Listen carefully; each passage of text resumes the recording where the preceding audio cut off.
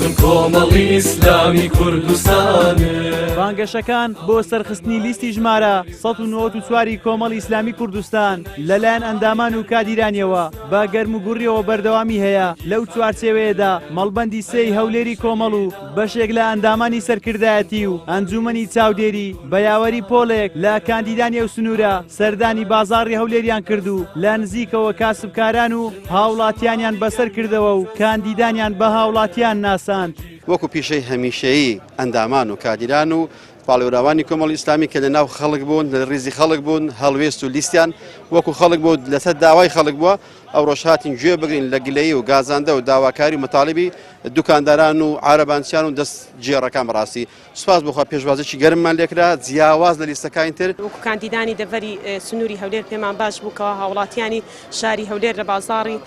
هەولێر بە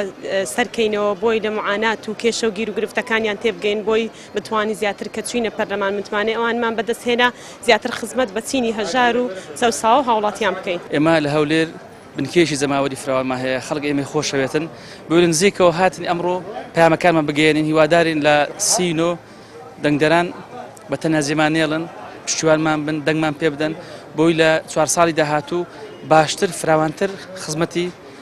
گرنجیان پێشکەش بکەین. ئێمە وەکو لیستی کۆمەڵی ئیسلامی ئەمڕۆ هاتوین بۆ ناو خەڵک بۆی لیستی کۆمەڵی ئیسلامیان پێ بناسێنین و کاندیدەکانیش خۆمانیان پێ بناسێنین و بەرنامەی کاری داهاتوومانیان پێ بناسێنین بە هیوای دەنگ و متمانەی هاوڵاتیان. ئەندامانی کۆمەڵ لە وەزارەت و دەستە و بەڕێوەبەرایەتی و پەرلەمانیش بێ جیاوازی خزمەتیان بە سەرجەم چین و توێژەکانی نێو کۆمەلگا کردووە و هەڕەشە و ترسان و تۆقاندنیش چۆچی پێدانەداون و لەسەر هەڵوێستەکانیان سوورتر بوون هەر ئەمە ژوای کردووە خەڵکی بە گەرم و گوڕیەوە پێشوازی لە کاندیدەکانی بکات و متمانەی خۆیانیان پێ ببەخشن. بە یەک چاو تەماشای خەڵکی کوردستان دەکەن ڕێز لە خەڵکی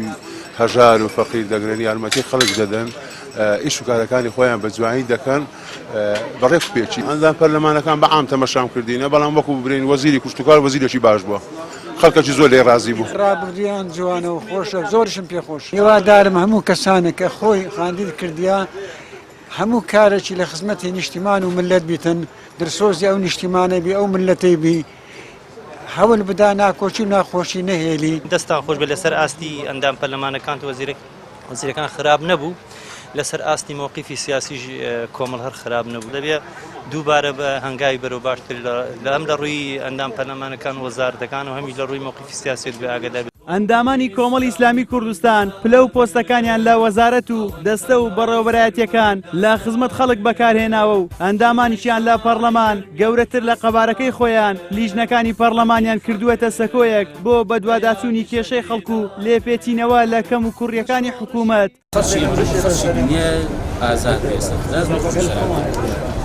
ئەمە بە هەر کەس دەکرێنیە